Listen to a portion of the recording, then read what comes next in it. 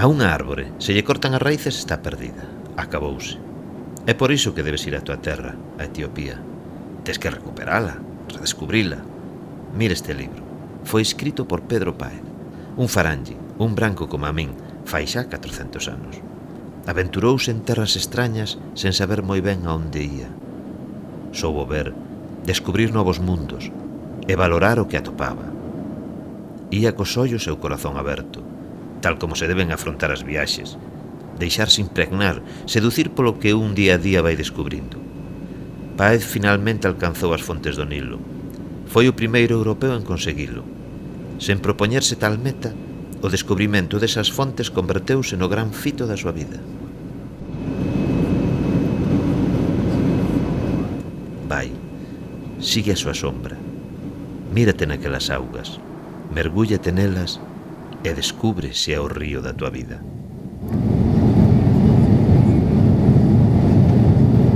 Marcha. Vaite co corazón quente, pero coa cabeza fría, sempre fría. Estarei esperando a que me contes a tua aventura. As we start our descent towards the airfield of Khartoum, just been informed that we're gonna... Antes de chegar a Etiopía ou sobrevoar Khartoum, a capital de Sudán, emocioneime ao ver un enorme río. Sin dúbida ninguna era o Nilo Azul, xusto cando se xunta co seu irmán o Nilo Branco. Acordeime de moito que me falastes del, do río, da vida. Man wode mani woni የሚገሰግሰው ማን ወደ ማን ይሆን የሚገሰግሰው መቼም ያገናኛል መንገድ ሰውና ሰው መቼም ያገናኛል መንገድ ሰውና ሰው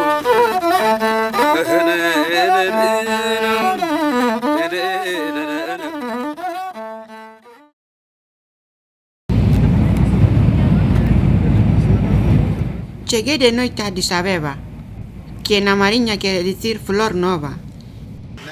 É un nome ben bonito para unha cidade, onde eu nacín, a miña cidade. Custoume dormir pensando en volver a ver os meus amigos.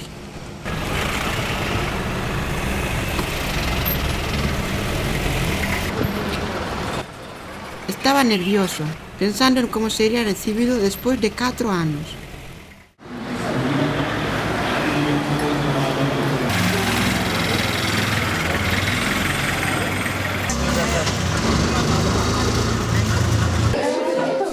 Agardaba que todo seguise igual, pero as cousas cambiaron demasiado. Algúns, os máis amigos meus, marcharon e todos medramos. Claro, eu xa tampouco era o mesmo. Saí na rúa e volví a camiñar por Addis Abeba. Dinme conta de que xa non estou feito a vivir en unha cidade tan grande, con máis de 3,5 millóns de habitantes. Recordo o ruído, o caos, as cores, os sabores, os olores. Gústame a temperatura. É como se aquí sempre fose primavera, salvo en época de choivas, entre xullo e setembro. Debe de ser porque estamos moi altos, a máis de 2.400 metros sobre o nivel do mar. Se os etíopes somos coñecidos no estranxeiro, aparte da publicidade que nos fan ás ONGs, é polos campeóns de atletismo. Kenenisa, Gebrselassie, Turines Dibaba, pero hai outras moitas que buscan unha saída laboral. Un deles é Ficado de Gefu. ለምን ኢትዮጵያን ጎበዝ ናቸው አትሌቶች? እኛ ያው እንደምታየው አገሩ አካባቢው ተራራ ነው፣ ሃይ አልቲቲዩድ ነው። እዚህ ሰርተን ያው አውሮፓ መተን ስንወዳደር ይቀለናል። El coñece a miña historia e pareceume ver detrás das súas palabras certo reproche a ti, a miña nova familia. Insistiume moito en que o meu futuro está aquí, en Etiopía. አንተም ደግሞ በርትተ ያው እንደኛ ወይ እንደ ኢትዮጵያ አትሌቶች ጠንካራ ሯጭ እንደምትሆን እርግጠኛና ባለ ተስፋ ነኝ። እሺ መልካም እድል። Dicéchesme que me acercara a visitar a Samsung y que saudara a toda parte, y así o fixen. Estaba de festa con algúns dos seus amigos etiocubanos. Entre Etiopía e Somalia sempre houbo problemas de lindes. Algo parecido ao que me tes contado sobre os problemas cos lindes nas leiras de Galicia, pero entre países. Na penúltima liorta, como ti dis, Cuba vernos apoiar. E cando rematou a guerra, acolleu a todos os orfos que puido. Máis de 3.000.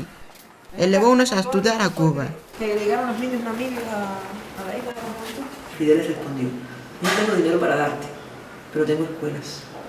Mándame a esos niños. Contoumo a embaixadora que me invitou ao remate da festa. Como boa diplomática, subo darme un subidón de orgullo. Tú naciste en un país extremadamente especial. Sin Etiopía no puedes escribir la historia del mundo, no ya la historia de África. Y es importante que sepas eso porque uno siempre tiene que estar muy orgulloso de su país. Etiopía no solo es la cuna de la humanidad, sino que Etiopía fue el único país de África que nunca fue colonizado. Todos eles ocupan postos muy importantes. Por iso agora eles bailan salsa.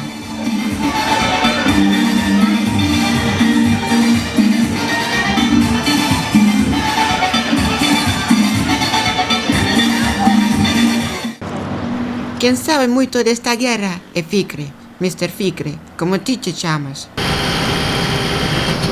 El foi como o meu segundo pai en Etiopía, antes de que ti chegaras.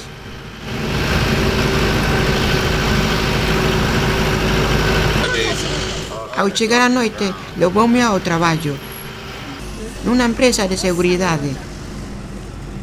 Ali recordou conmigo a súa intensa vida. Faloume de cando tiña a miña idade, das revoltas dos estudiantes contra Haile Selassie, da súa formación en Rusia e en Alemania de Oeste como oficial. ይሁት ታሪክ ንገረኝ አንተ ትንሽ ነህ። 1952 ዓመተ ምህረት በኢትዮጵያ አቆጣጠር ነሐሴ 27 ነው። የዛሬ de cómo tuvo que optar entre la milicia y el auxilio.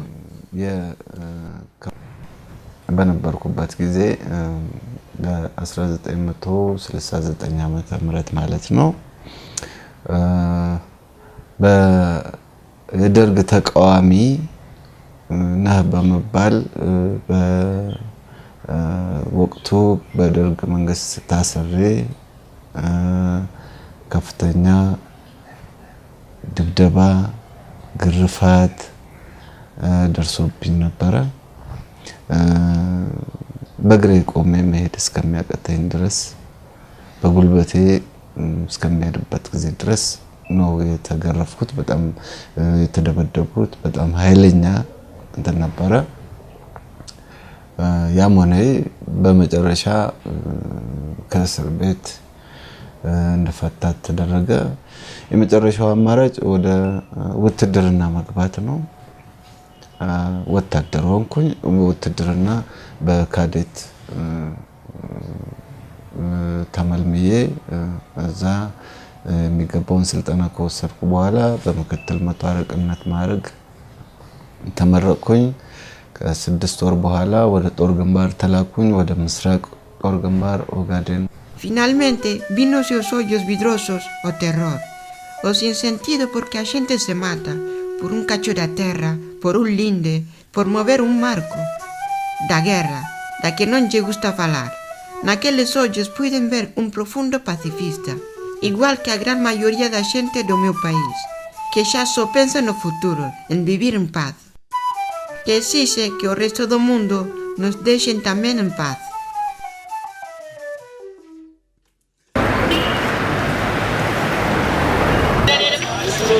Ao día siguiente, algo se celebraba nas rúas.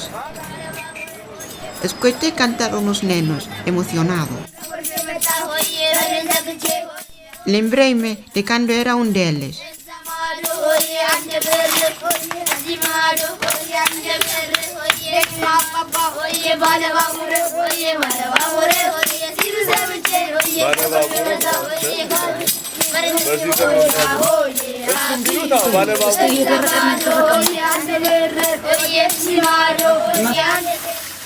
Ficre veme buscar, no podía ser menos.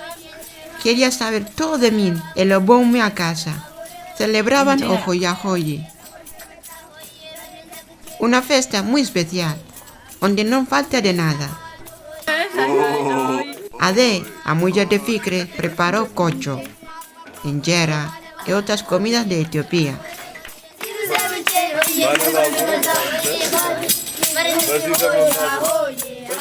Ficre invitara a unos rapazos que hablaban español. Somos de Guinea Ecuatorial. Estamos en un colegio de Greek Community School. En la parte central de Addis, la arquitectura es muy moderna, muy de este siglo, pero en otras partes las casas son como cabañas hechas de algo como palo. Las nenas tienen a su propia opinión de nos. Son muy orgullosos de su país. Se creen más que los negros, pero son negros.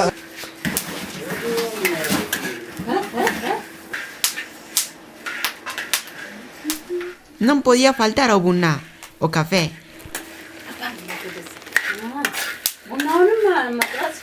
Do café encarguéme eu. O café é algo que se fai todos os días. E hoxe coa festa non podía faltar. Por algo Etiopía é o país origen deste manxar. O primeiro europeo en tomar café foi Pedro Páez na súa viaxe a Etiopía.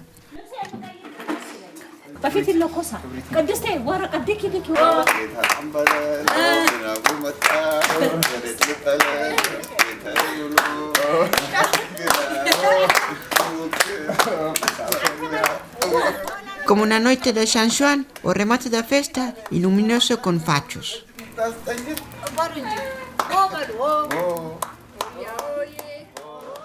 Outra noite sin apenas dormir. Ás 6 da mañá aparece Ficre. Déixanos na mans de Sami, o conductor, e comenzamos a viaxe. Fíxenche caso e fun cara ao norte seguindo os pasos de Pedro Páez. Íamos camiño do berce da Gran Abisinia, as raíces de Etiopía, e que definiu o noso orgulloso carácter, ou polo menos iso que ti dis.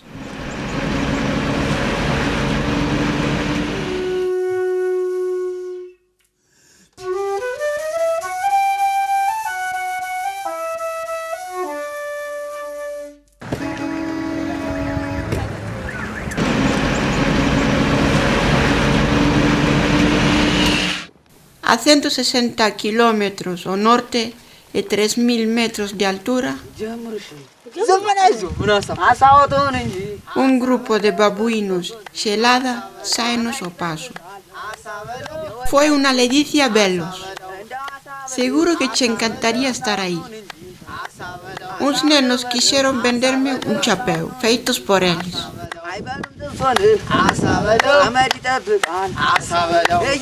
Como non lle lo quixen, decidiron engaiolarme cantando. አሪፍ ነው መንገድ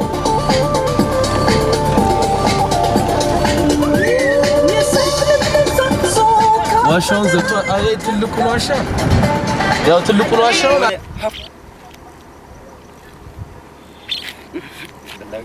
Non todo foi fácil. Ás veces tuvemos que parar e preguntar por onde seguía o camiño.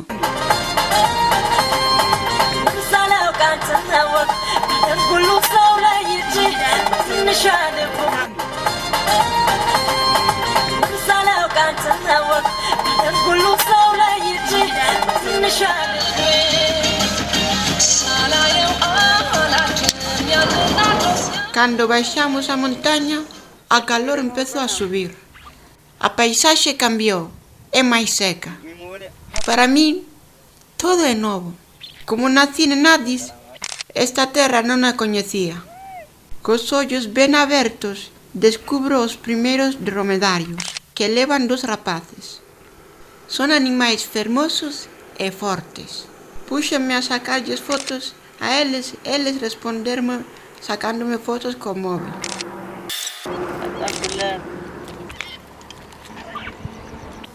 Ás 12, como é habitual en Etiopía, paramos a xantar en Robi. Neste país non nos complicamos tanto co horario de inverno e verán. Como estamos cerca de Ecuador, os días e as noites duran o mesmo todo o ano. Ás 6 da mañán sae o sol, ás 12 xántase e ás 6 da tarde recóllese.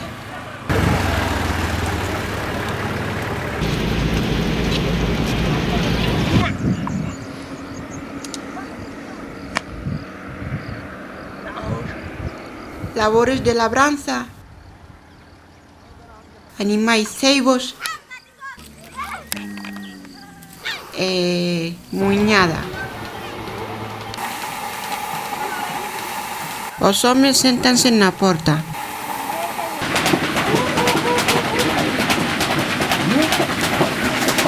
As mulleres levan o cereal e recollen a fariña.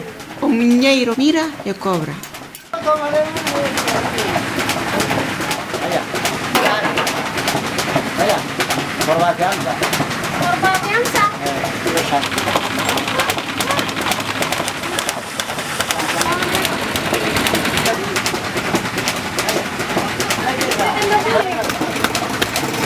Neste caso é sorgo, pero podía ser paínzo, o millo, o tef.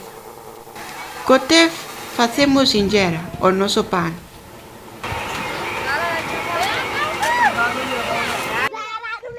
En Etiopía hai moitos lagos, como xa veremos, pero tive nun que só era de temporada.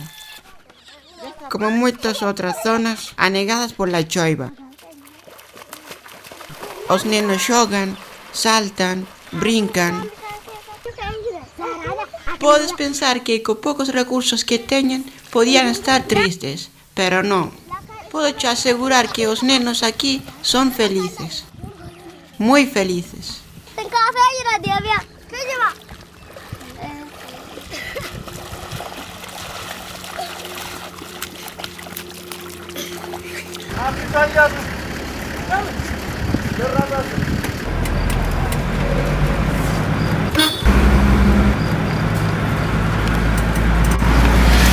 Dixéronme que, cando para de chover, estes lagos desaparecían.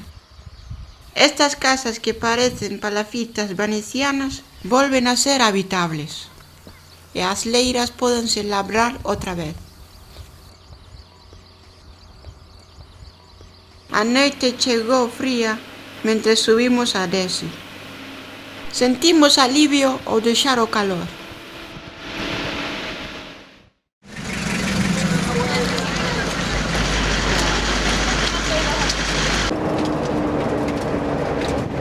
En Etiopía, casi 9 de cada 10 personas viven no campo. Por iso o bosque está sobreexplotado. E para poder sacarlle algo de rendibilidade a corto plazo, plantamos moitos eucaliptos. Xa sei que o ves con máis los ollos, pero aquí, como en Galicia, os eucaliptos son o banco do pobre. Inversión segura a corto plazo. Pero tranquilo, porque isto cambiará. Algún día recuperaremos os bellos bosques. Estreméceme o corpo ver estas máquinas. Ao ver esta chatarra de fabricación rusa, penso no que Ficre me dixera en Addis. Penso que sería bo que non o retirara, para que nunca nos esquecéramos desa terrible historia recente.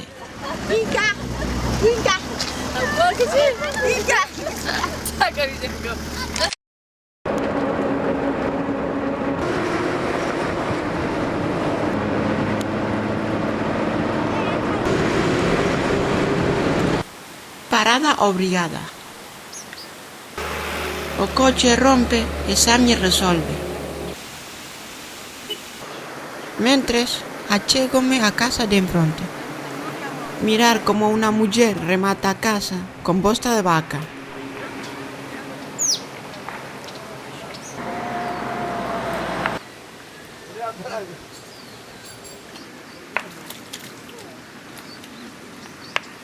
Sobre nós escreveu Pedro Páez.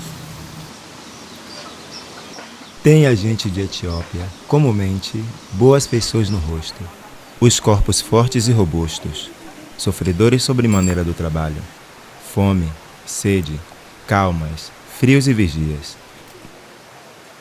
No entendimento que ao melhor do homem não lhes fazem vantagens os de Europa, são de natureza branda e compassiva.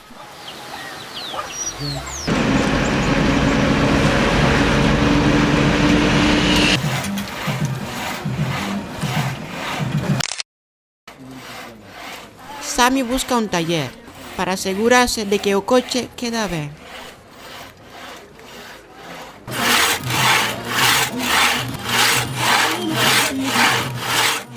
Mentres, escoitei a música dunha serra de mar.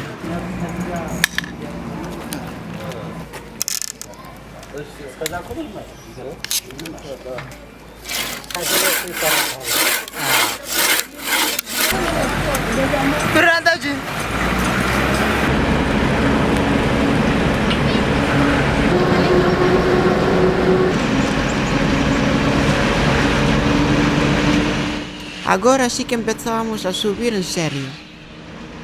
Voltas e máis voltas, curvas e máis curvas.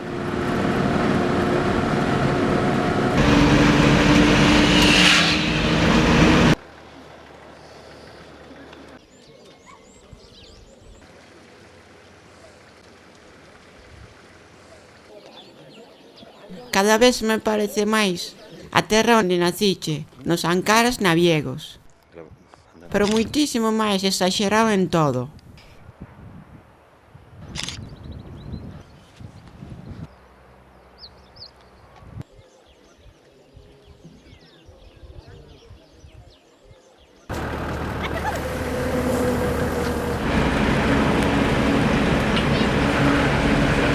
Estamos a 3.400 metros sobre o nivel do mar.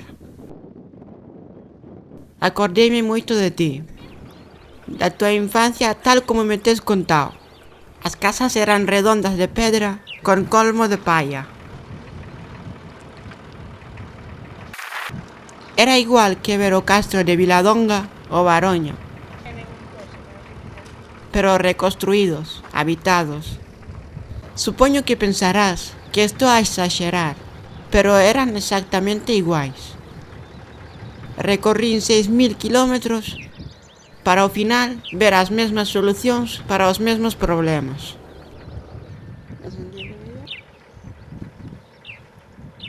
Na altura, vese que a terra é moi pobre. Os nenos levan as roupas máis humildes, pero abrigados para o frío. E moitos nenos. Lindando as vacas, xogando, brincando. Usan o látego para todo, e o son que produce chega moi lonxe. É un dos xogos preferidos daqueles nenos.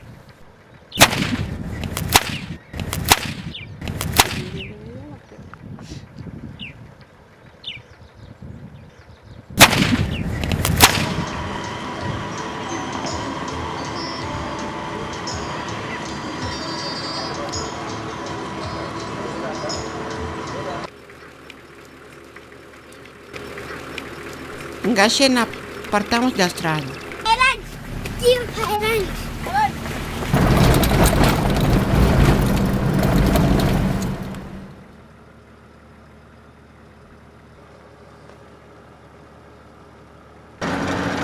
Outra volta, baixar e subir.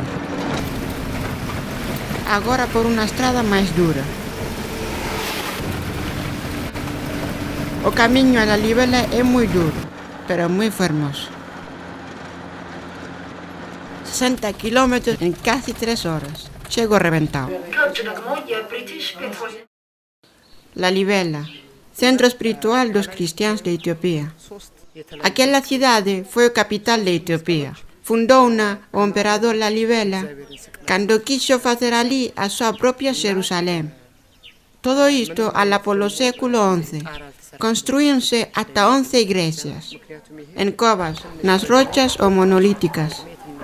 camuflando na paisaxe de tal xeito que os musulmáns non os podían descubrir. Xa Pedro Páez opinaba de esto.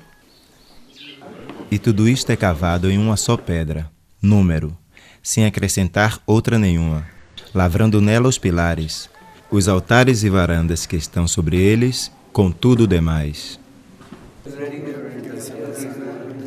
Sí, en Etiopía, máis da mitade son cristiáns, como xa sabes. Xa foron moito antes que vos. E en Lalibela víveno con especial espiritualidade. Tamén sabes que os meus pais biolóxicos eran musulmáns.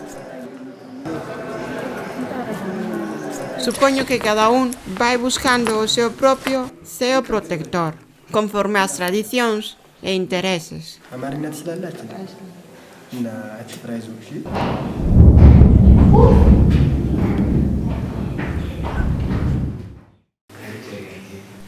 São tantos os edifícios de igrejas cavados em viva rocha que não é possível que no mundo se achem outros tais nem tantos.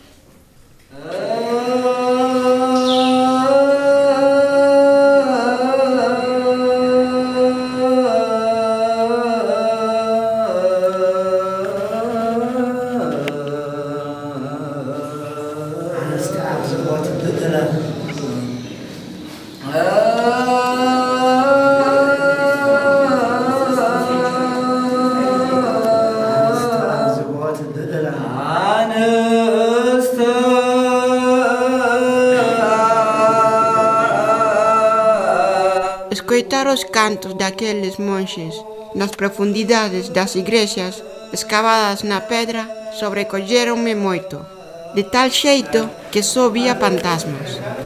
Ben. Sentía arrepios.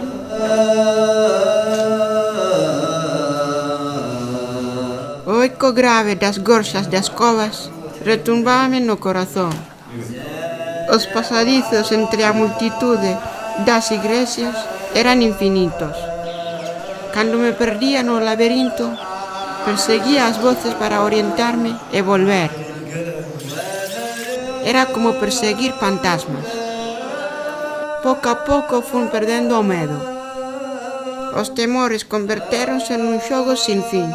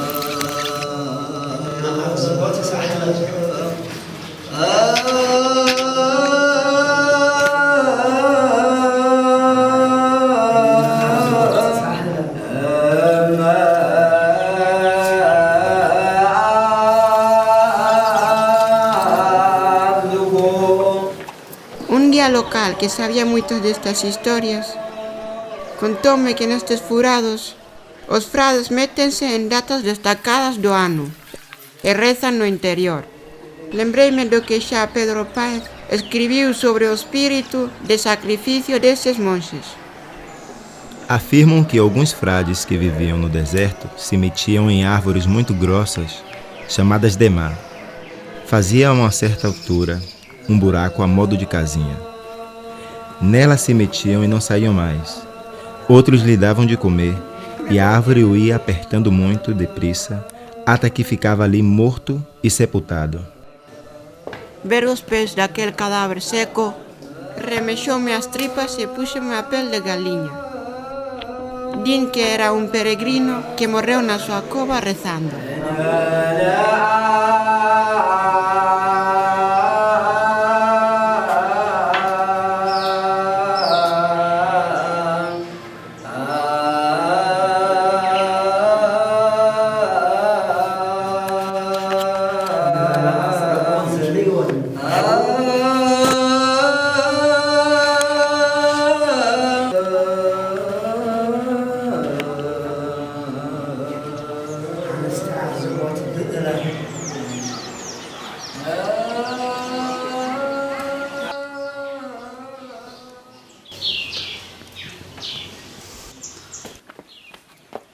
Tomeime un respiro de espiritualidade e saín a pasear.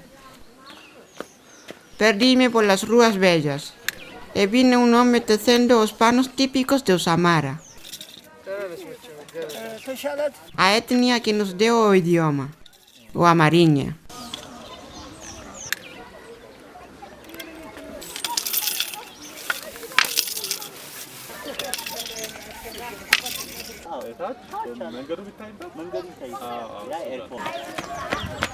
Tamén aquí hai moitos nenos, sempre xogando. Penso na tristura das aldeas de Galicia, de Europa. Sen nenos que lle poñen un pouco de alegría ás tristes corredeiras.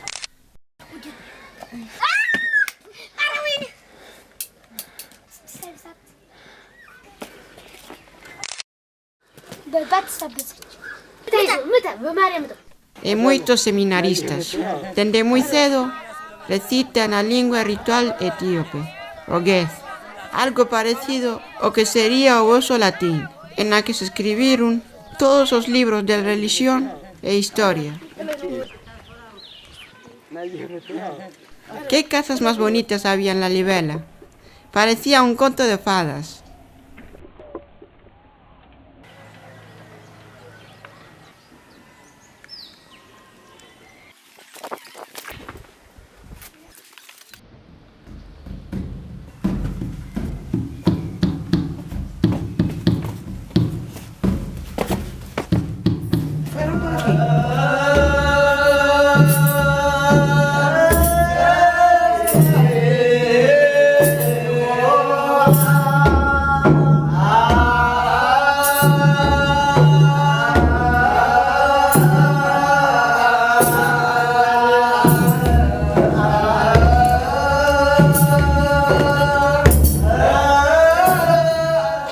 Junta-se em outubro grande multidão de gente de diversas partes, porque lhes metem em cabeça os frades que ali estão, que todo aquele que lá for uma vez se há de salvar, e se for 7 vezes, também seus filhos e netos.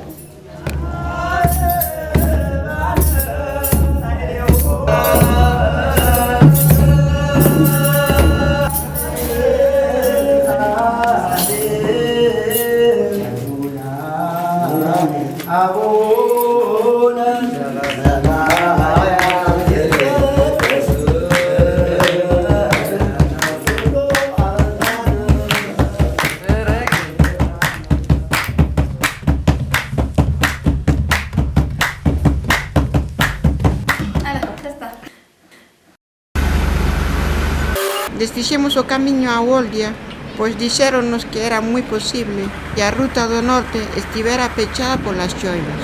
Como ves, fíxenche caso e souben desfacer o camiño para facer de novo.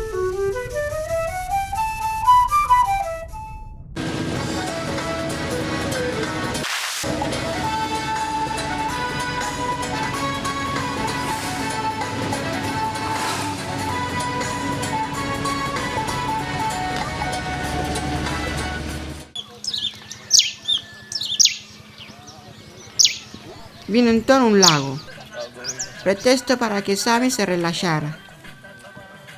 Tratábase do lago Asán.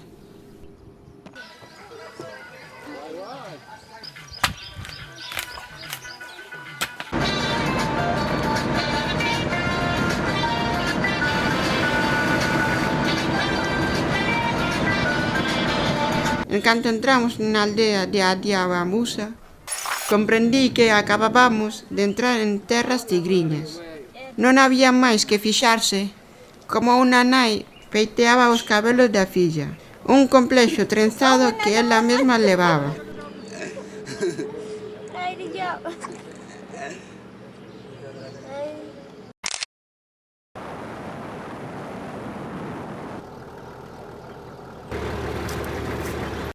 Continuamos rutas por fermosas montañas e vales e descubrín que o meu país é un país moi verde. Certo é que estamos en época de choivas e todo está máis verde do normal. A ver, aquí pasa la carretera. Pero penso que de una vez por todas os europeos debedes sacar da cabeza esa idea de que isto é un páramo. Temos de todo. Ten en conta que Etiopía é máis grande que España e Francia xuntos, con máis de 80 millóns de habitantes. Como non imos a ter algo de todo?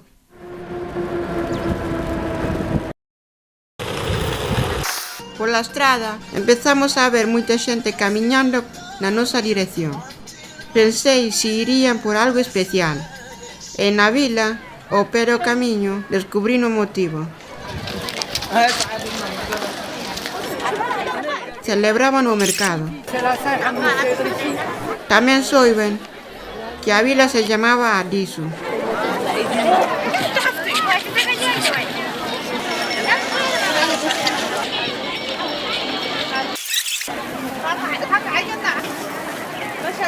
Aquel mercado era un bule-bule de xente. Os tigriñas, que así lles chaman alá, son xente non moi alta, pero iso sí, moi aberta e falangueira.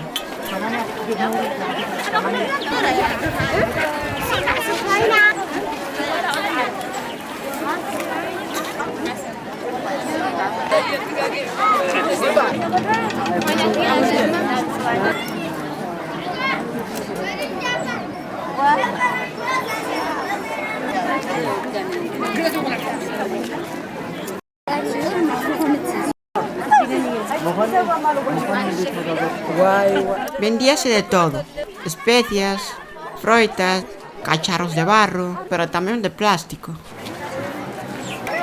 ferramentas, xoias.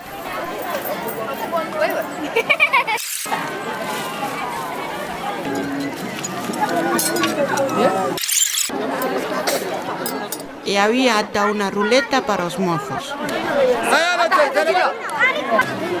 O que acertaba, un tupper chinés para él.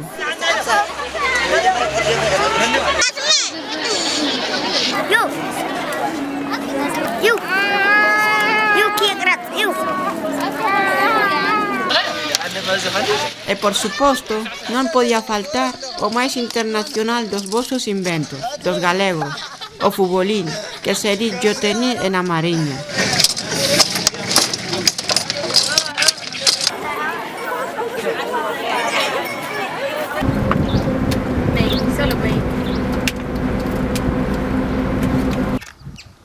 Con frecuencia, vense técnicas de labranza moi antiguas. Paramos para ver como unha familia labraba na terra cun arado moi primitivo, sen vertedeira.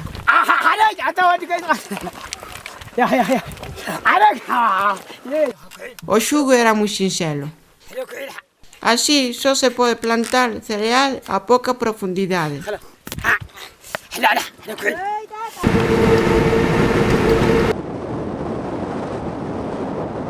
Chegamos a Mekele, capital do Tigray.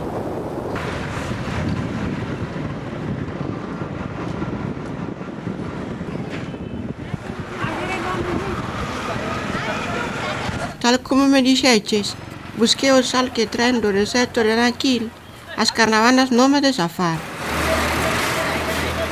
Como pensei que che gustaría ter un recordo, merquei un anaco, pero das caravanas de dromedarios nin rastro.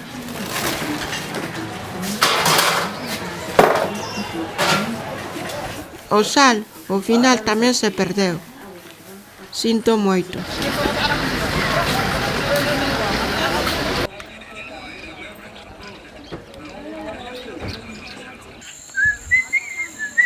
Naquela cidade levántase un enorme monumento aos vencedores da Guerra Civil, a guerra contra a xunta militar prosoviética anterior, o DERG. É normal, a historia sempre escriben os vencedores.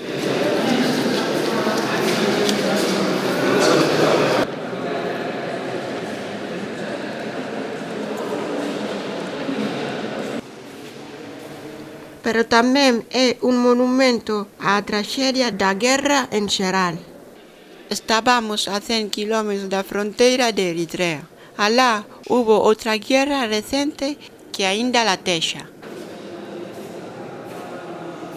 Durante moitísimos anos fomos só un país, irmáns. Pero chegado un momento, en 1993, a relación rompeuse polas boas e decidiron seguir camiños separados. Como dos irmáns que pelexan pola herdade dos seus pais, pasaron do amor ao odio. Un terrible odio que acabou en guerra. Foi unha guerra cruenta que durou 2 anos, do 98 ao 2000. E que se saldou con máis de 200.000 mortos.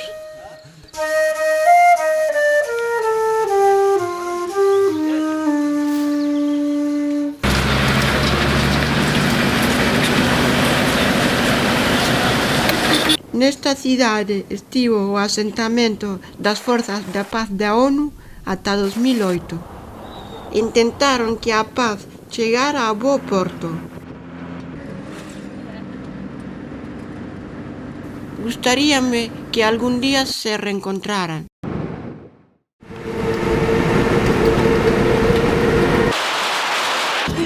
Hello. Abang Malaku. Abang Malaku. Ya.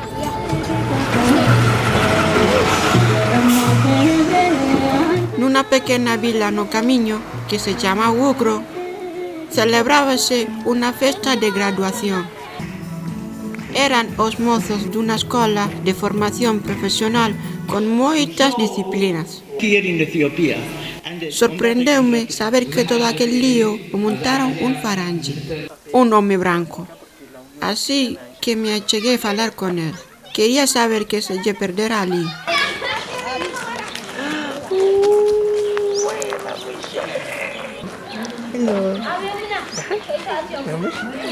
¿Por qué viniste a Ucro?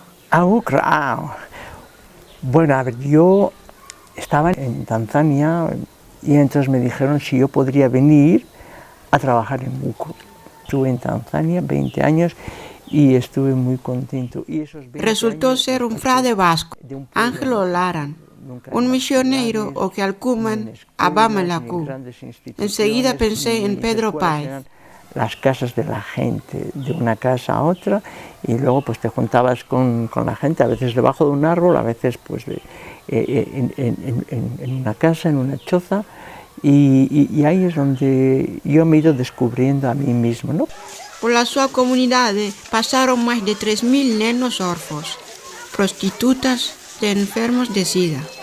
Todo este cóctel foi consecuencia en gran parte da guerra.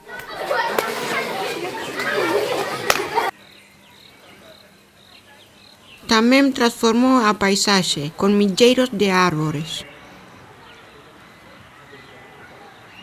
Colocou moitas colmeas, aplicou novas técnicas agrícolas. Supoño que todo isto xa ten mérito de por sí, pero é que, ademais, ten un fondo compromiso social cos desfavorecidos. Teniendo una perspectiva de transcendental, si quieres, de Dios, pero a la vez muy de la tierra, ¿no? Faloume da fame do ano 1985, da imaxen que quedou tras daquela nefasta decisión de querer ocultar ao mundo unha tremenda realidade. Milleiros de nenos famentos por culpa de unha terrible seca. La gente tiene una visión errónea de Etiopía a raíz de la hambruna del 85. Todo el mundo cree que Etiopía es un país de hambruna, es un país de hambre, ¿no? Bueno, esa hambruna fue política y hubo un tiempo en el que el país o los políticos no estaban muy interesados en el desarrollo económico de la nación. Ángel non é só dos que traballan, tamén pensa. E pensa que a miseria non é consecuencia dun pecado original ou dunha praga divina. Preguntélle por que hai países pobres e ricos. Los países del primer mundo son muy injustos. Piden a los países como Etiopía y a otros países que no pongan impuestos en las aduanas, que no pongan aranceles, que los productos que vienen de allí pasen aquí, a Etiopía, sin ningún porcentaje, sin ningún cargo. Los agricultores que trabajan en el primer mundo, que son como un 5%, reciben una subvención muy grande de los gobiernos. Eso quiere decir que solamente con la subvención que reciben de los gobiernos tienen suficiente como para cubrir todos los gastos y vivir. Entonces, cuando los productos de ellos los venden, el precio no importa, porque ya han recibido el dinero por parte del gobierno. Como ese precio no importa, es más bajo que el precio local de aquí.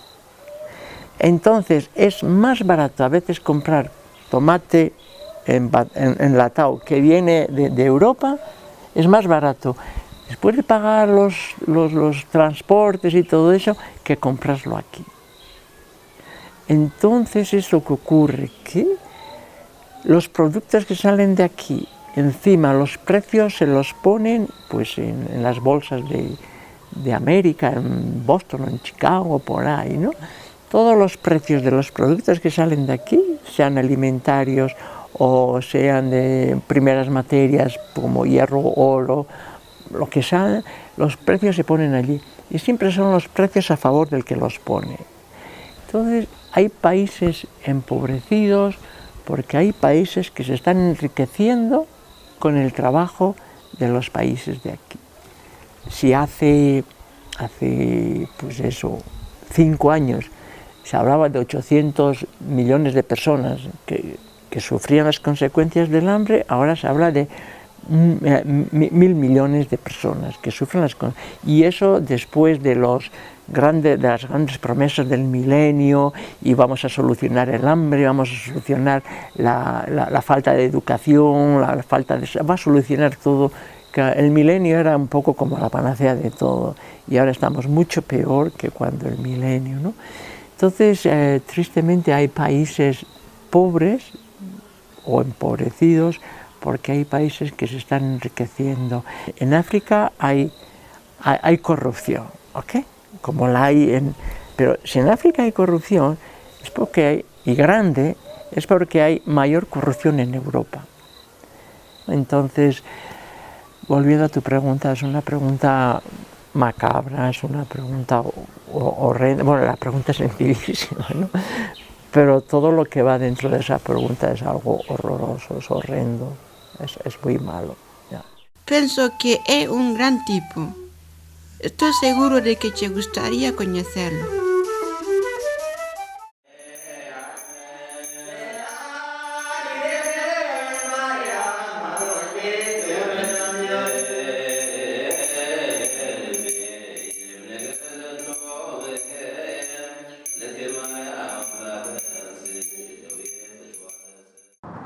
Dejamos atrás Gukro.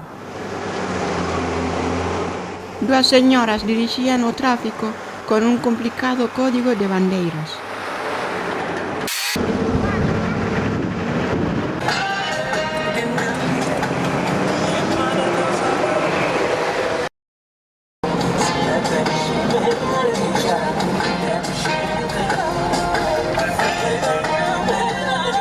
Na beira da estrada, a ajuda humanitaria mostrou-me a sua imagem mais amarga.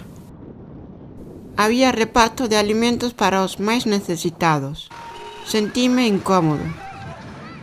Isto é o que máis nos humilla como povo, que alguna xente tiña que vivir de esmola. Claro que pobres hai en todos os sitios. Ao ver unha fermosa cordilleira montañosa, comprendí que a primeira gran misión deste viaje estaba a punto de alcanzarse. Páez cruzou o durísimo deserto do Yemen. Foi preso e escravizado. Tardou anos en conseguilo, pero finalmente chegou. Arribou no porto de Massawa, en Eritrea, a 250 kilómetros daqui. Num lugar chamado Fremona, assentou a primeira residência de Pedro Páez. Depois que entrei em este império de Etiópia, que foi em maio de 1603, e comecei a ver as coisas dele, entendi qual pouca notícia se tinha delas em Europa.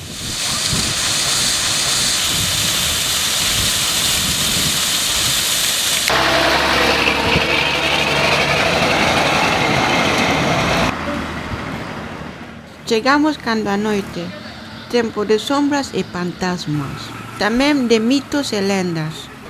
Mañá veremos.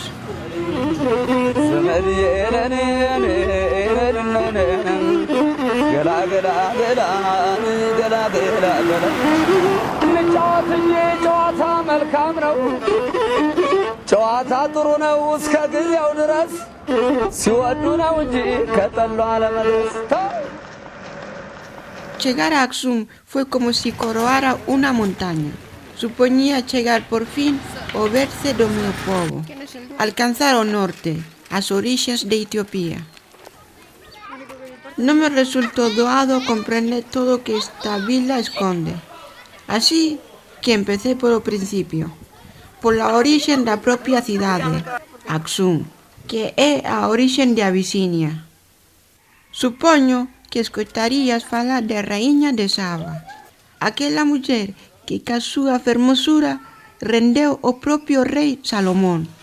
Pois ben, non é cuestión de películas, novelas ou caldos, non.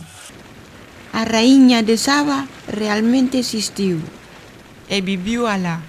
A pouco máis dun quilómetro construiu o seu palacio.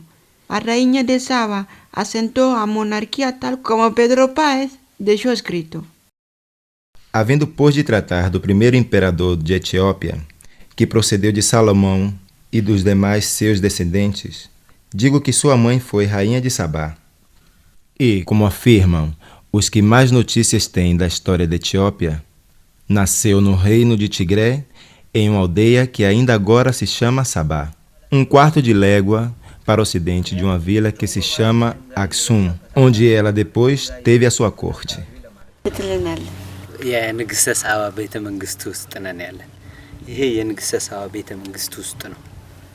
ምክንያቱ ከ1000 ዓመት በፊት ከልደተ ክርስቶስ A fermosa rainha de Saba escoitou falar de sabedoria do rei Salomón e decidiu facerlle unha visita. Salomón, o vela tan guapa, enamorouse. En un arrebato quixo deitarse con ela, pero ela non deixou.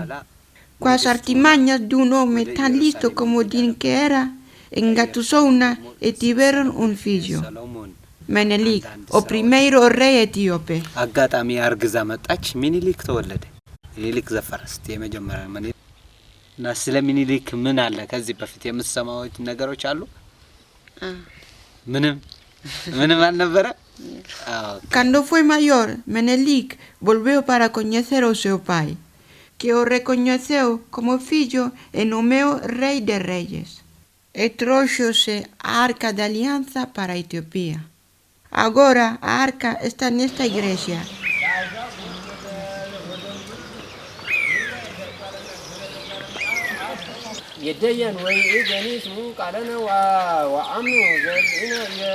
A salvo incluso de temerarios como Indiana Jones, que se debió perder por otros caminos do cine.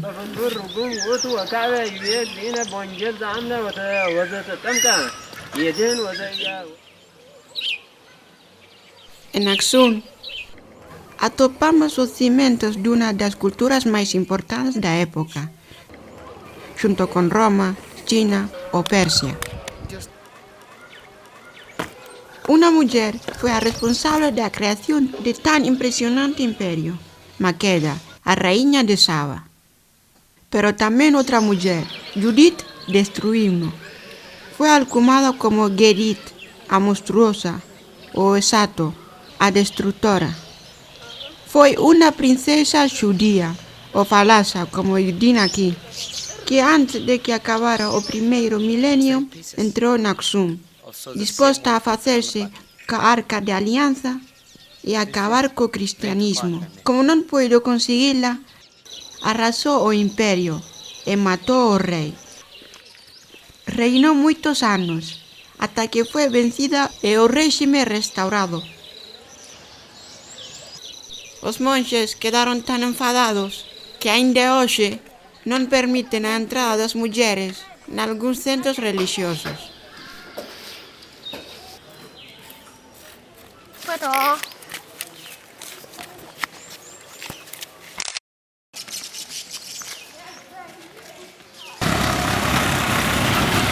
Entre estas dos mujeres hubo una amplia época de casi 2000 años de vida y de esplendor.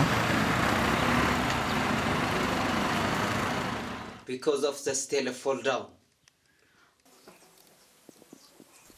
Debajo de las estelas hay un montón de tumbas. Enterraban los reyes como en Egipto, con seus séquito y pertenzas, pues pensaban que os seus herederos o mejor que podían dejarles era conocimiento e inteligencia. Nesto coincidían contigo, A tumba do rey Rajai es muy curiosa. Dicho guía que dentro dos artegos estaba o cadáver. Certamente soaba a oco, pero si estaba dentro es un misterio, pues no se ve ningún burato. También vimos a tumba do rey Ezana. Con él o imperio llegó a máximo esplendor. Este rey converteuse ao cristianismo e ya no se levantó más pedras. Todas esas pedras fueron construidas en un solo bloque y transportadas desde a canteira, a más de 4 kilómetros. A lenda di que fueron transportados tirando con elefantes, pero los que conocemos los feroces elefantes etíopes no nos creemos. No campo de estelas, o más grande deles, foi o que mandó construir o rey Renhai, fai más de 2300 años. Medía 33 metros y pesaba 500 toneladas. É o menir más grande do mundo jamais construído. Cuando quisieron ponerlo en pé, supónse que caeu. E así quedó dende aquela. É o que ten desafiar a gravidade. Supoño que nin Obelix sería capaz de ponerlo en pé. Pero na cidade hai casi 300, que foron medrando de tamaño según pasaban as dinastías. Hay una estela que tuvo una vida muy complicada.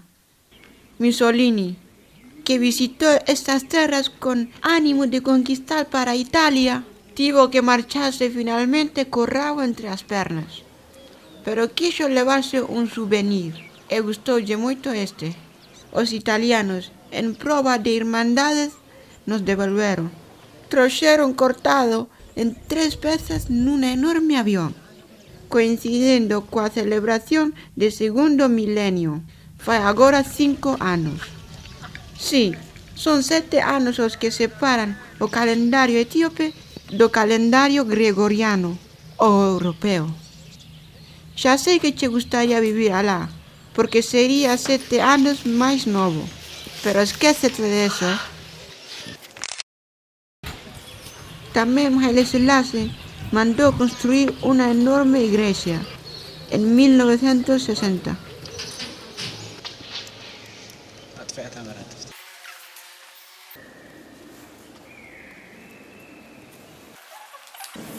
kilograms in weight. To produce this book, para despedirnos subimos a un mosteiro no alto. A subida fue muy dura, pues llovía, y a costa era empinada, pero mereceu a pena. Alá tiñan as coroas e as cruces de algúns reis. Except the monk, no one who can touch him.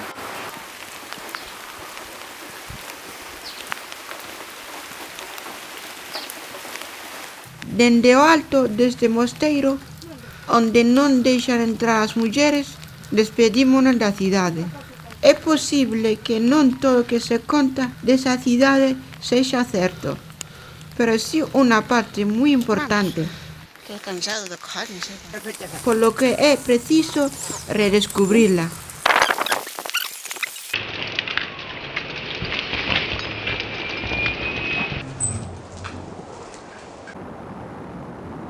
saímos de Axum cedo. Pasamos Shire, o Inda Selassie, como se dice en tigriña. Nuevo rumbo suroeste.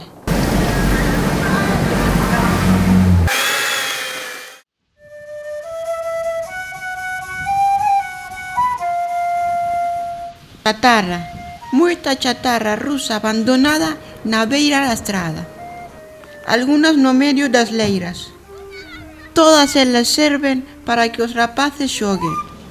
No medio daqueles ferros oxidados soñarán. O gallá que aprendéramos ben a lección.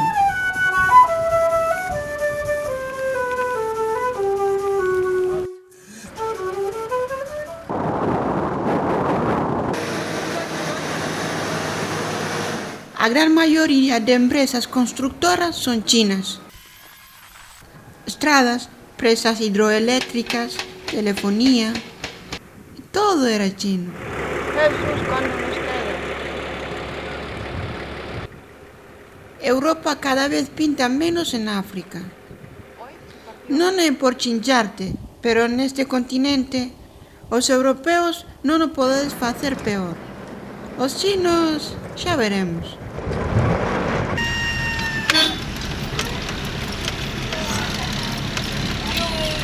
O chegar ao río Tequecé, una paradiña obrigada por una aduana que cobra impuestos por pasar mercadorías.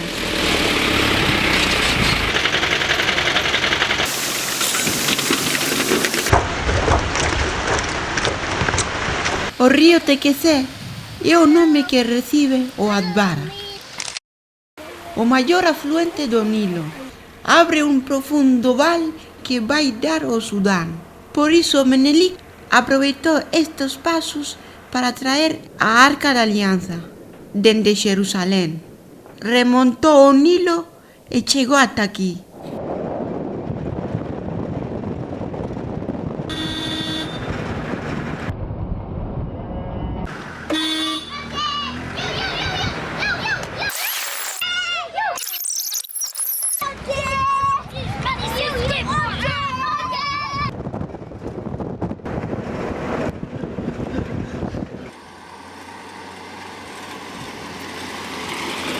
No camino pudimos ver dos 14 campos de refugiados de ACNUR. O que pasa lá dentro é un mundo aparte. Aquel chámase Mayayini, creóse no ano 2000. En él viven unas 13.000 persoas, casi todos de Eritrea, que foron desplazados por la fame ou por la política. Hai 800 nenos de menos de 4 anos. Algún seguro que intentará llegar a Arabia o Europa. Que a sorte os acompañe. Sami, despístase.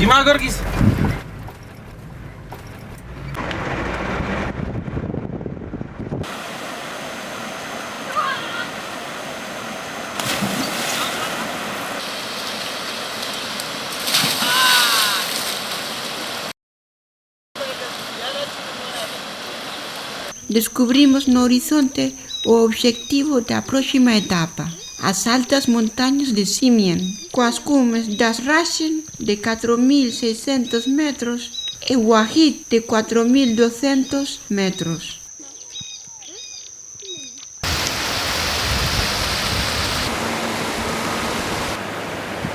Tomamos un respiro.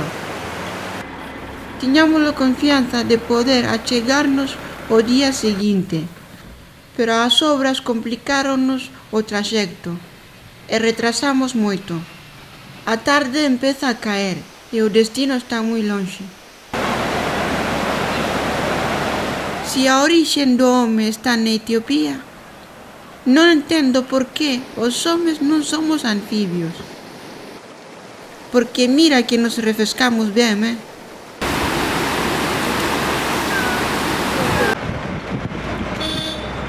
E paralelo á vida sempre está a morte.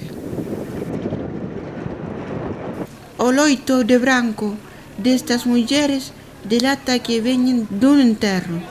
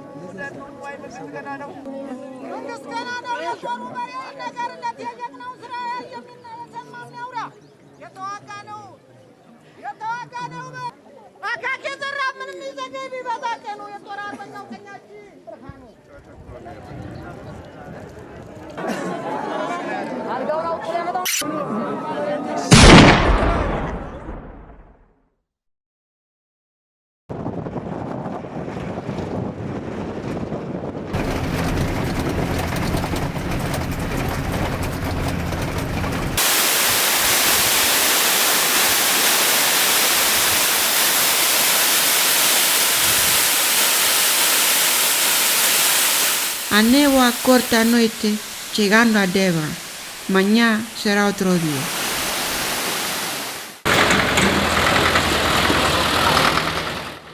Despertamos en Devar, ya zona amara. Agua, barro e xente. Era o día de feira e mercado, por lo que a cidade bulía a primeira hora da mañá, organizando nos postos. Mágoa que a choiva persistente desluciera, ainda que non arredaba nadie de asistir ao evento. Burros, verduras, cabras, froitas, cereal e xente, moita xente.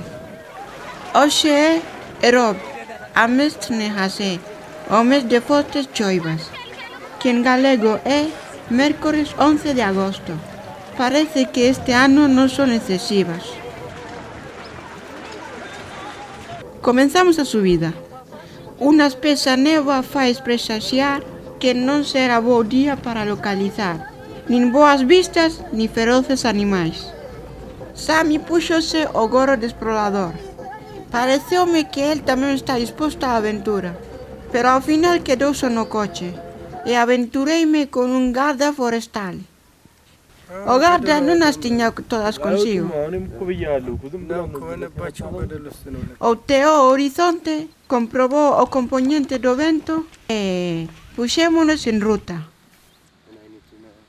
Saiu apurado, o que me obrigou a lixerar o paso para seguilo. Adentramos na néboa e sentín certo medo, por se aparecía algún animal feroz. Menos mal que ia armado con un fusil Kalashnikov. Polo menos a min deume certa seguridade. Foi unha longa camiñada. Eu empezaba a estar canso e desanimado, pero o garda ia con un rumbo fixo sin apenas vacilar. Avanzaba decidido. Casi descartaba o éxito da xornada, cando escoitamos un forte murmurio. Era un nutrido grupo de babuinos chelada. Puxenme a gravalos para que puideses velos. Ao principio sentín certa inseguridade, pero como vin que o garda estaba moi tranquilo, eu relaxeime. O que hai que ter cuidado é cos machos, que se podan volver moi agresivos. Sobre todo se pensan que lle podes facer algún dano ás crías. Alá estaban os babuinos. Eran máis dun 100. Os pequenos estaban sempre xogando. As nais sacándolles as pulgas. Nos están rodeando. Los machos diante abrían o camino y as nais protegiendo a sus crías de atrás. E todos apañaban a erva casmas e comían o tempo que avanzaban. Fui cando pensei no que ti me dixeras, que nesta terra estaba a orixe do home. Foi onde os simios se ergueron e se puxeron a camiñar, repoboando o resto do planeta. O que non acabo de entender é de por que aquí en Europa os volvestes tan branquiños e tan pálidos. Algún día volveré para encontrar a orixe do home, no inhóspito deserto Afar.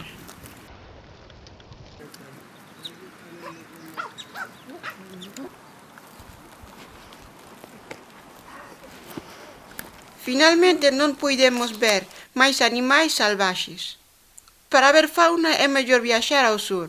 Noutra ocasión veremos. Antes de rematar, o garda quixome revelar un dos seus segredos mellor gardados.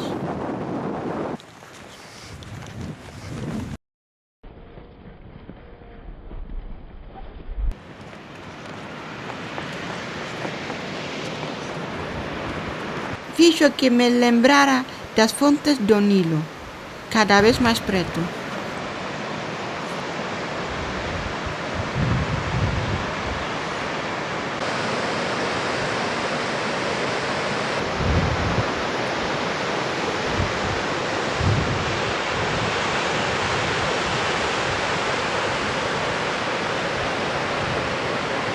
Baixo unha choiva sen descanso, saímos para Gondar.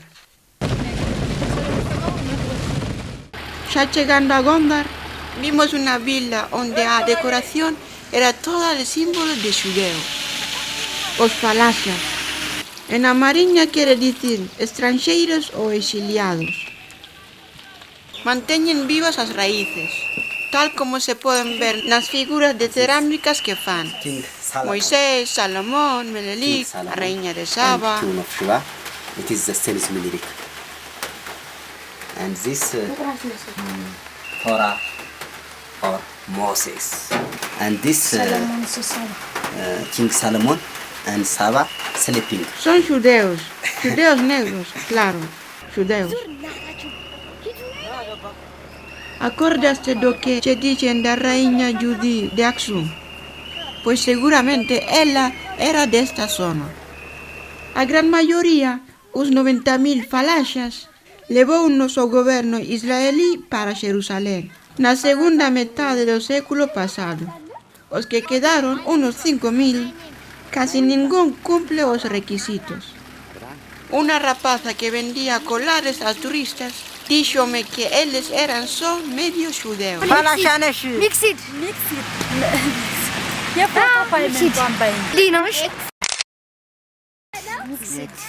Eso sí que es difícil de entender, pois na outra metade non se sabe moi ben o que son.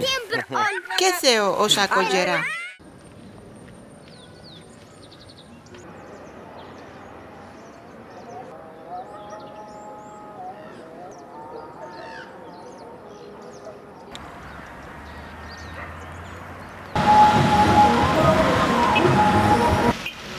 Chegamos a Gondar. O escritor John Tolkien soñou esta cidade cando escribiu Os Señores dos Anéis. Esta cidade tamén está situada na parte oeste da Terra Media. Si, Gondar, e non Gondor. Quen che dixo que en África non había castelos medievais? Aquí non é que haxa un, senón moitos.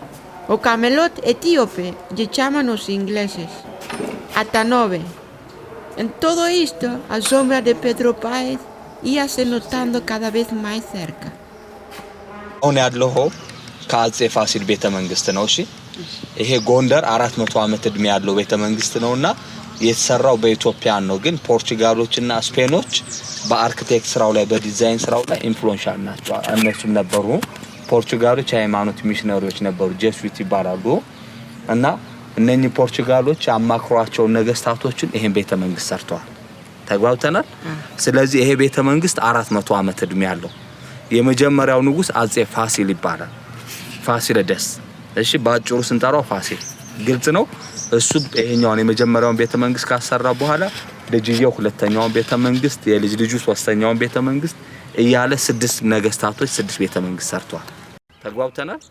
እንግዲህ አብዱ Este emperador o Negus, como se les llama a los emperadores, montó esta ciudad 10 años después de la muerte de Pedro Páez. Mandó a construirla aquí porque un frade ortodoxo etíope, un visionario, le dijo al rey Fasílides que construyera una ciudad que empezara por Go, y después de Goyan, Gozara y Gorgora, descubrió este lugar tan estratégico. Los italianos de Mussolini montaron aquí su cuartel general en la Segunda Guerra Mundial. Y los ingleses casi destruyen todo eso con aviación. El último Negus que gobernó desde aquí fue Bagafa. Celebrábase las fiestas en esta sala, más grande que el resto del castelo. Ainda que le llamaban despiadado, debió ser muy festeiro. Después gobernó a su dona con mano de ferro.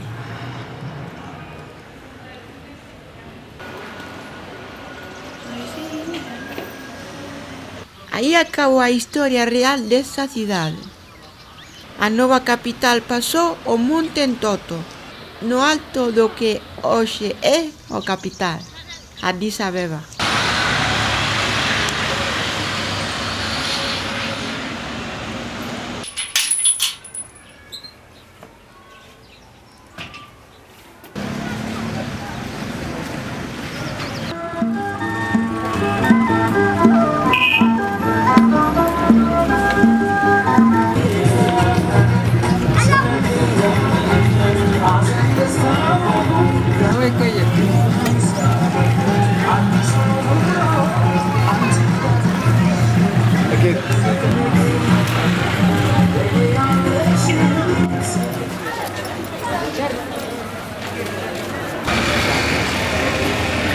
Dejamos esta ciudad persiguiendo las sombras de Pedro Páez.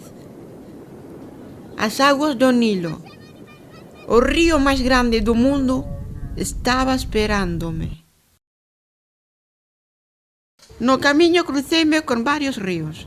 Incluso en algunos retrasamos por culpa de las obras. Estoy seguro que me dirías que anécdotas así ejemplifican bien el carácter y el genio de un país. Los camioneros siempre con presa. Los resignados contemplamos la vida desde a ponte. Los comerciantes y tratantes amoreábanse en los pasos. Y los rapaces vendían refrescos y larpeiradas. Alguno incluso aprovechaba a distracción para chatear, es decir, mascar folla de chat, a nuestra droga nacional.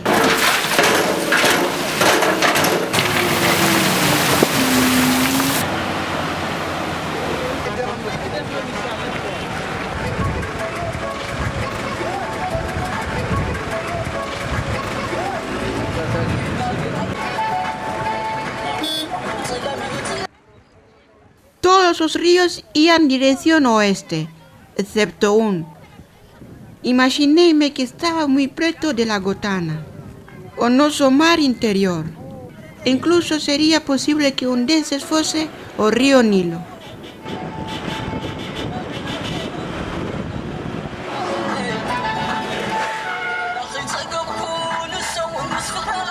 Estaban las puertas de Bahardar. Ainda que era ya bien tarde, no pude resistirme e acheguei-me a ver a lagoa. São tantas as lagoas que há em estas terras que senhoreia o imperador da Etiópia, que fora coisa muito comprida, e pode ser que moleste ao leitor falarmos de todas elas.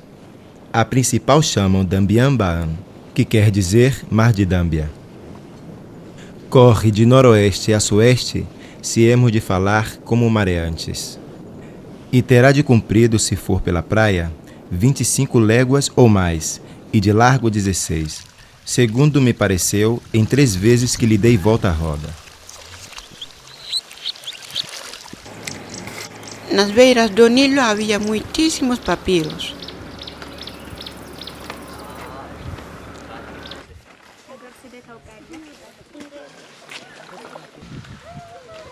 Fischer, meu amigo do Neno, o que o seu pai já deixou a piragua. Apetecia-me recorrer algunas das moitas ilhas que há nesta lagoa e os mosteiros que teñen. E que mellor que facelo nunha canoa feito con papiro.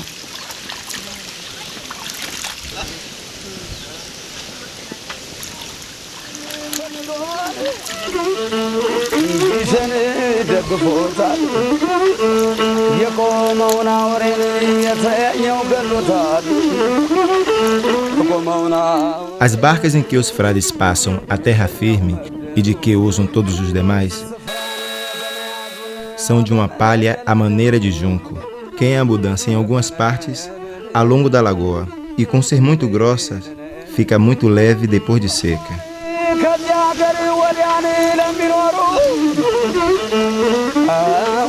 A coisa mais fera e monstruosa que há nesta lagoa é um animal que a gente da terra chama gumari, e os portugueses que vieram com Cristóvão da Gama chamavam cavalo marinho.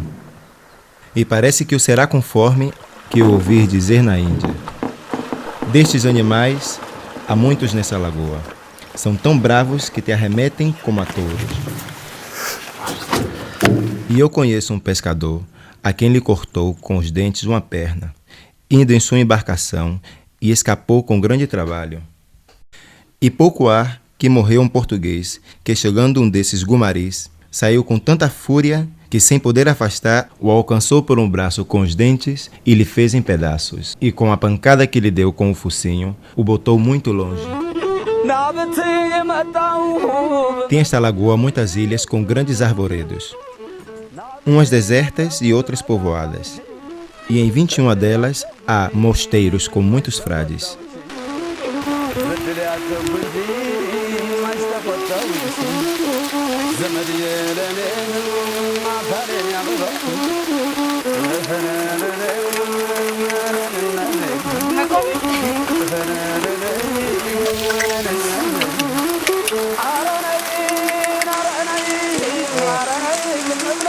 Todas as ilhas albergan algún mosteiro que guarda os tesouros e os mistérios de miles de anos de historia. Por algún recuncho destas illas escondeuse a Arca da Alianza en tempos de crise.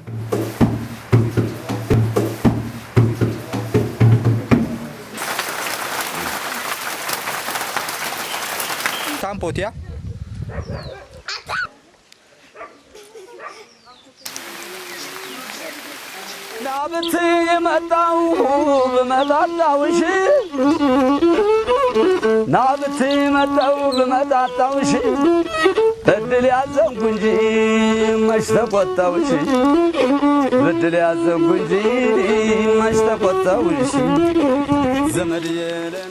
Por estas ilhas moveronse reis e séquitos, escapando do Islã, conspiraron príncipes e nobres.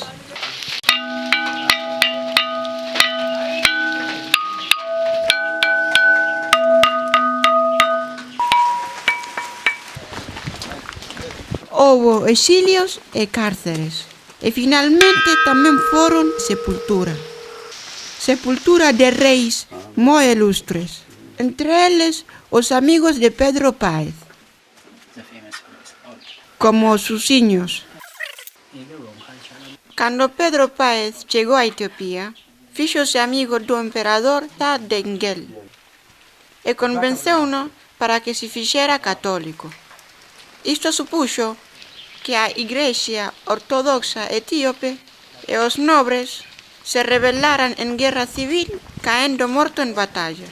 Páez non desfaleceu e convenceu o seu sucesor, o emperador Susenyos, con moita man esquerda e boa oratoria, convenceu-no para que recoñecera a Igrexa Católica. Outra volta, un emperador etíope abrazou o catolicismo.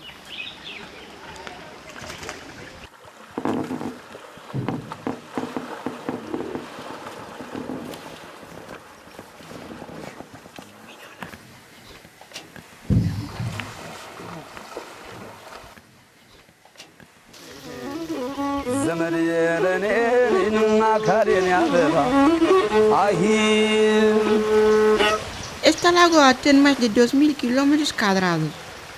Há aqui grande variedade de peixes. Muitos livros de geografia dan por sentado que as fontes do Nilo estão aqui. Pero non é certo. Este é só un remanso para o meu río.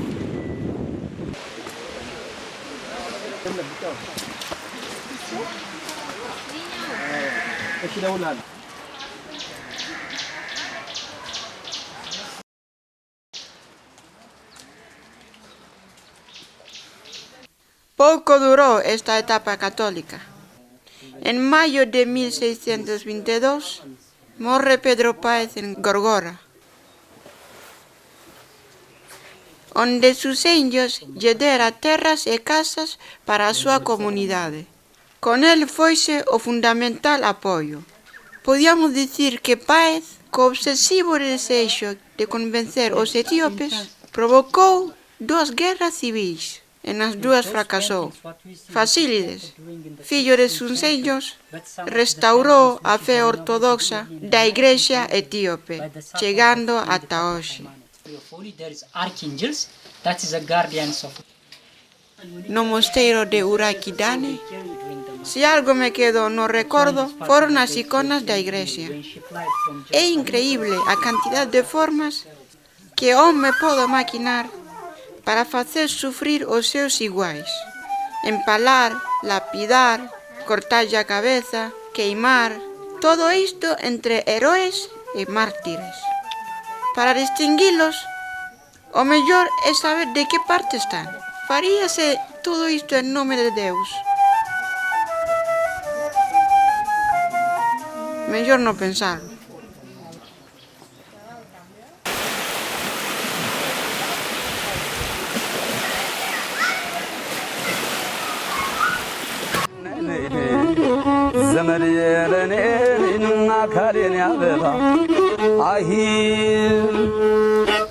Chegamos a Gorgora.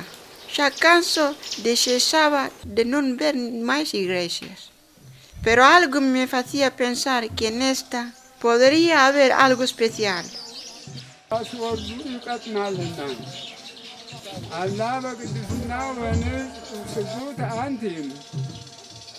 አላህ ወመንፍሰ ቤተ መቅደስ ነፋነ ልብ እንደሚሆኑ እንደ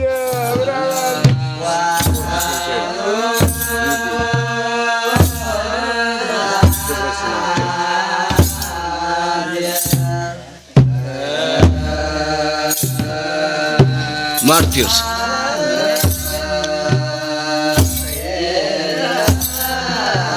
Eros.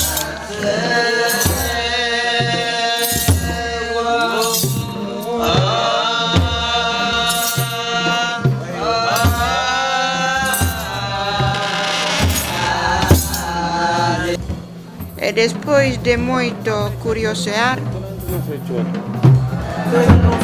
Certi sinceri. Certi sinceri. Ethiopia. King. Yeah. Muallim Petrus, este era el. Pedro Páez por fin mostraba o seu rostro.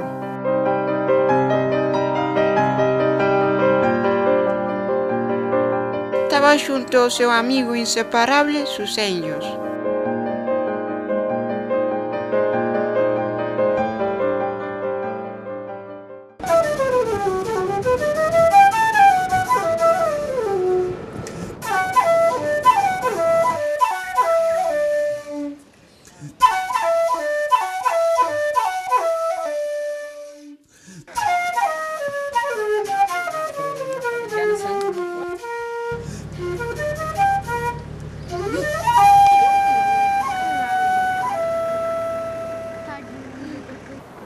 Asaltamos a derradeira etapa, a meta final, ca imaxen de Páez na memoria.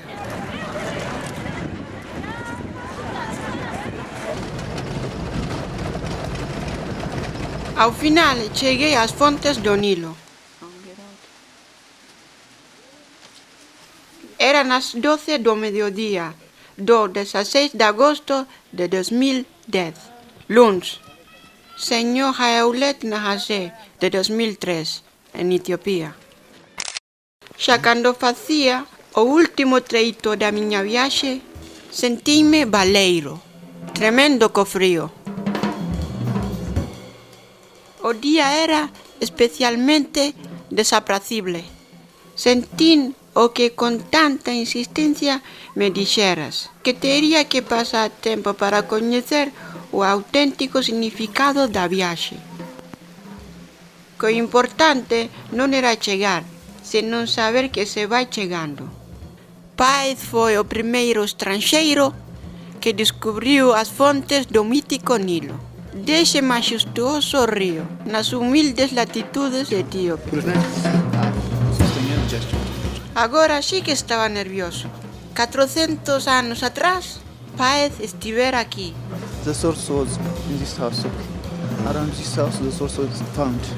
Já que tratamos da fertilidade das terras que senhoreia o Preste João, falaremos do mais insigne e famoso, o Rio Nilo, que como tem para si os santos antigos e quase todos os doutores modernos, é o que a Divina Escritura, Gênesis 2, chama Geom.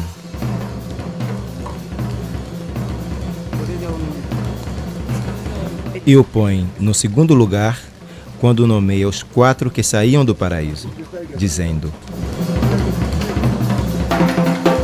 Et nomen fluvi secundis Geom, ipsi es qui circuit amnem terram Ethiopiae. E agora eu fazia o meu o rio, o gran rio, o Nilo.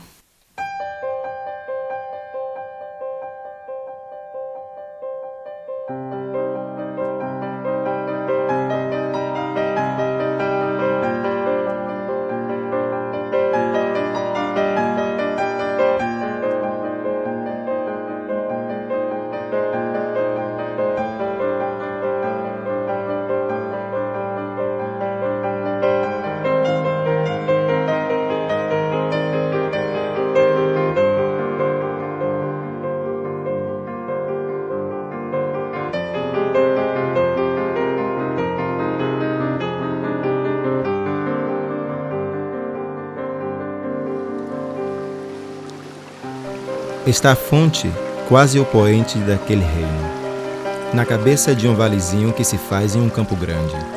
E aos 21 de abril de 1618, que eu cheguei a ver, não pareciam mais que 2 olhos redondos de 4 palmos de largo. E confesso que me alegrei de ver o que tanto desejavam de ver antigamente, é o rei Ciro e seu filho Cambises, o grande Alexandre e o famoso Júlio César. A água é clara e muito leve, ao meu parecer, que a bebi, mas não corre por em cima da terra, ainda que chega a bordar dela. O fio da água vai declinando mansamente para o norte, e se lhe juntam 2 ribeiras pequenas que vêm da banda de oriente e depois recolhe outras muitas, com que sempre vai engrossando.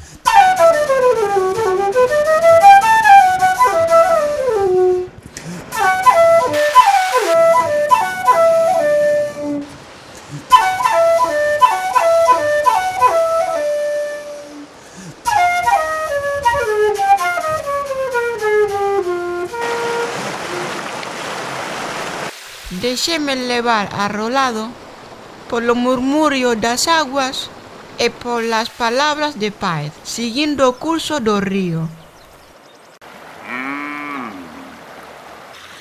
Mais do 90% de água e sedimentos que transporta o Nilo proveñen de Etiopía. Cando maior é a seca e escasas as choivas en Egipto, é cando se producen as grandes crecidas.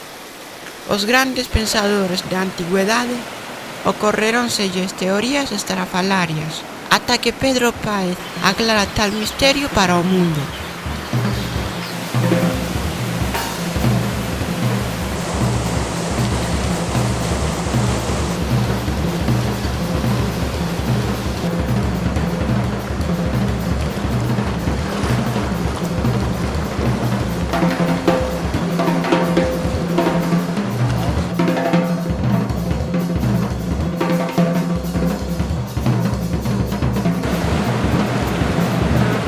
Esta é a verdadeira causa da enchente anual do Rio Nilo. Todas as demais que dão são fábulas e meras imaginações. E tendo andado pouco mais de um dia de caminho, já é Rio Grande, de maneira que as 35 léguas do seu curso, pouco mais ou menos, corre para o oriente e entra por uma ilharga lagoa de Dâmbia. E ainda que não cheguei ao lugar por onde sai dela, conforme ao que dali me mostraram e do tempo que diziam, serão 6 léguas pouco mais ou menos.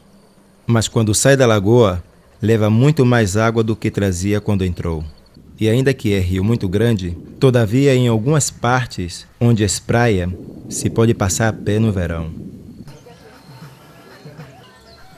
Como sai da lagoa, vai declinando para o sul muito devagar.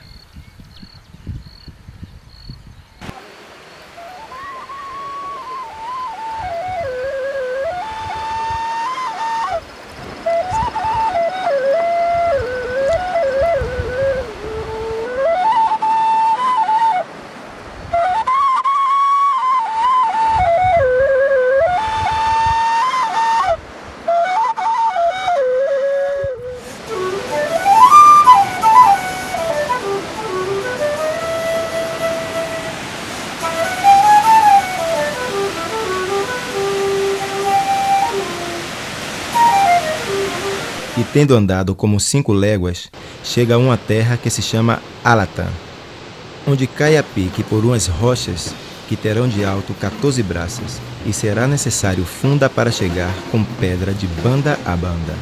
E no inverno, da pancada que dá embaixo, se levanta água como fumo no ar, tanto que se vê de muito longe, como eu vi muitas vezes.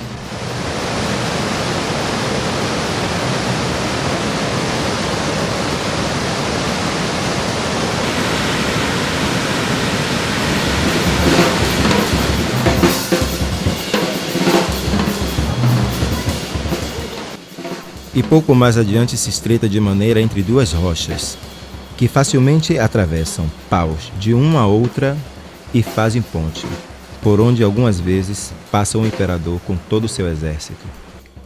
Aqui lhe fica para o oriente o reino de Begmedê, e após este o Dedamont, dando sempre volta ao reino de Gojan, vem a estar o rio tão perto da sua fonte que se pode chegar a ela em um dia.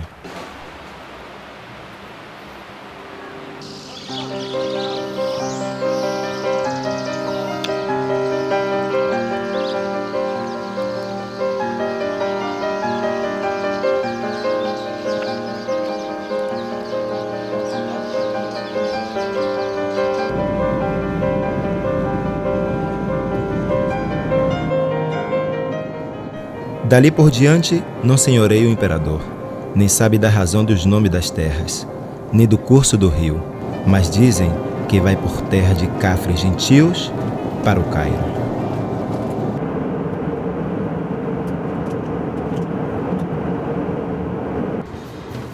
A presa de Assuán acabou com as inundações e com a fertilidade dos vales.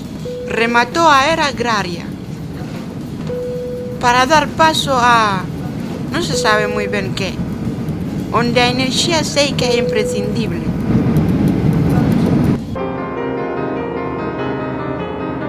Ergue-se o sol sobre Egipto.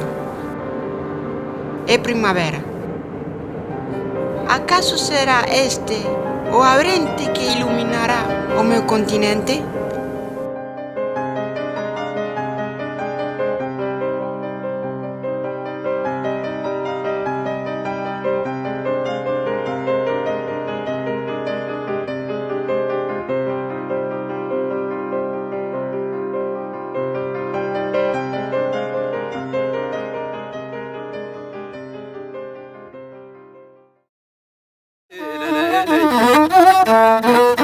ማን ወደ ማን ይሆን የሚገሰግሰው? ማን ወደ ማን ይሆን የሚገሰግሰው? መቼም ያገናኛል መንገድ ሰውና ሰው፣ መቼም ያገናኛል መንገድ ሰውና ሰው። Tenemos que volver, ¿no? Sí, pero para ahora no le valemos su pequeño. Sí.